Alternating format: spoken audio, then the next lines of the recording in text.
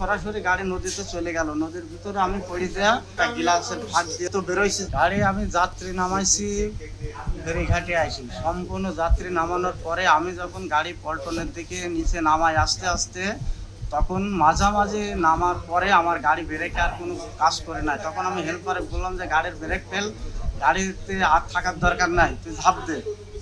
আর আমি গাড়িটা কন্ট্রোল করার চেষ্টা চালাচ্ছিলাম, চেষ্টা করেও যখন ব্যর্থ, তখন সরাসরি গাড়ি নদীতে চলে গেল। নদীর ভিতরে আমি পড়ে দেয়া, আমি তখন একটা গ্লাসের ফাঁক দিয়ে হয়তো বেরোইছি, যে কোনো গ্লাসের ফাঁক দিয়ে হয়তো বেরোইছি। বেরোনোর পর আমি 7টা 10 হাত আসার পরে পরবর্তীতে আমাকে রসা মশা দিয়ে টাইনে তুললো। গাড়িটা ফাঁকা ছিল, আমি সম্পূর্ণ যাত্রীর উপরের থেকে নামাতে চালাম। ফেরিতে গাড়ি উঠছে, আরও গাড়ি উঠছে, আমরাও উঠবো। ফেরি বাম পাশে, ফেরিটা বাম পাশে ভিড়ানো ছিল, আর আমি বামে মোড় দিয়ে টার্নিং নিয়ে যাব। আমার গাড়ি যখন রান হয়ে গেল, দ্রুত গতিতে রান হয়ে গেল, তখন তার আমি টার্নিং নিতে পারছি না। আর আমি ব্রেকে পা দিয়ে দেখছি যে আমার ব্রেকে আর কোনো কাজ করছে না। তখন সরাসরি নদীতে চলে গেল। বাম পাশে ওই ফেরিতেই আমাদের ওঠার জন্য আদেশ করেছিল ওপরের থেকে, বলেছিল যে তোমরা বামের ফেরিতে উঠবা।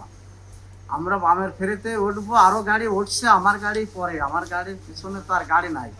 আমার গাড়িটা নামলে পরেই ধরেন আমি উঠি বলে ফেরি ছাড়বে মনে হয়, কিন্তু আমি যখন মাঝামাঝি উঠি, মানে মাঝামাঝি নামি, তখন আমার গাড়ির গতি কেন্দ্রে রান হয়ে গেল। পন্টুনের মাঝামাঝি যখন চলে আসেন, আচ্ছা, তখন আমার গাড়ির কেন্দ্রে গতি বাড়তে লাগলো, আর আমি ব্রেকে পা দিচ্ছি, তখন আর কোনো কাজ হচ্ছে না। পন্টুন থেকে আপনারা বামে যেতে চাচ্ছিলেন?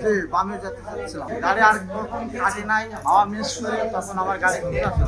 আমার বাড়ি কুষ্টিয়া সদর থানা, গ্রামের নাম আলামপুর।